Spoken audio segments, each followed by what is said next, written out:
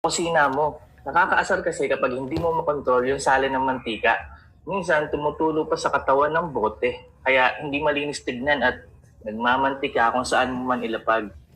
Pero pag ito ang gamit mong oil dispenser, meron na itong dalawang functions. Isang spray at isang pour. Yung spray function, pwede mo siyang gamitin pang salad, pang grill, pang air fry. Kapag pinindot mo ito ng marahan, concentrated ang spray. At kapag pinindot mo naman ng mabilis, maganda ang spread nito.